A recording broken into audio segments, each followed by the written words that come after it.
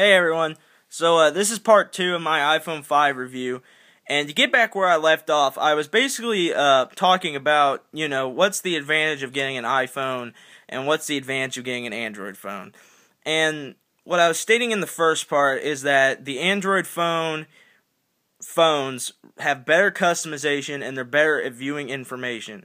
You have Notification Center, and it has these two little widgets here, the weather and stocks, and then it has these two little tap to post things. But there's not widget support. And depending on who you are, that might be a big deal. If you're a hyper connected user, if you are someone that is so obsessed with seeing everything that's on Facebook, Twitter, Instagram, and anything like that, Weather Channel, YouTube, anything like that, and all you want to do is just pull out your phone and see a few updates, maybe shoot out a few updates. A widget is cool, but it's not anything special to me. It makes no difference whether I pull out my phone, see the information just on the home screen, or actually go into the app and see the actual information. So for me, that doesn't matter, and it doesn't make a big deal. For a lot of people, it does, and I think that's why a lot of people have moved to Android and why Android continues to gain momentum. Also, the customization. You can customize icons and the wallpaper, and that's about it. You can't customize the lock screen anyway. The lock screen doesn't really have a lot of functionality in itself other than going to the camera. So I can understand why people don't get excited about iOS or don't like iOS. But I've used both, and I've used both a lot. And for me, I've always liked the iPhone, and I've always had it as a backup, but it's really just something I've always just used 1 or 2 or 3 weeks and then put up. Especially the 4S, because every time I got the 4S out of the box and used it for a little while, I was always like, I'm so sick of this design, that I have to go to something else. And for the iPhone 5, with the changed design, even though it looks very similar, I really do like it. And the apps, the apps that are customized for the big screen work really well. Sorry, that actually has where I live at, or my, home city or whatever. So we'll go to something that is customized.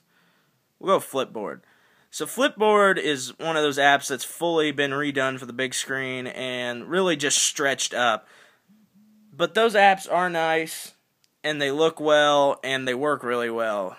The CNN app, that I don't have it on this phone, but that's been changed around for the big screen, and that looks really nice as well. Temple Run is a game that's been done for the, new high-res screen, and it looks really good too. But, the difference between playing a game on here and the 4S is just a matter of, I can't play and talk at the same time.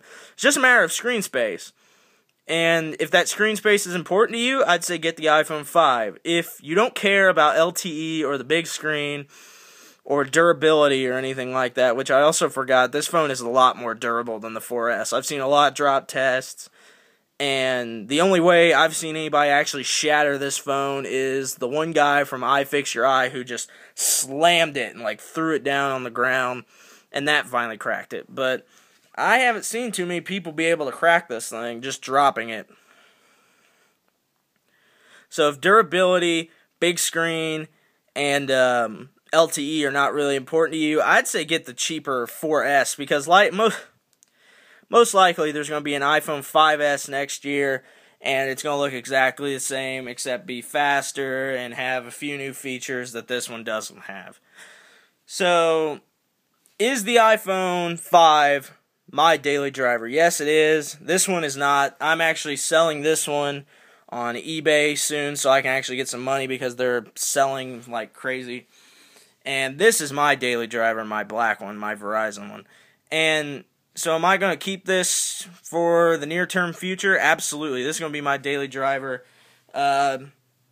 because the only phones that are coming out soon are the Galaxy Note 2, which I think is a big clown phone and is really just a big Galaxy S3, and I don't like that huge screen stuff.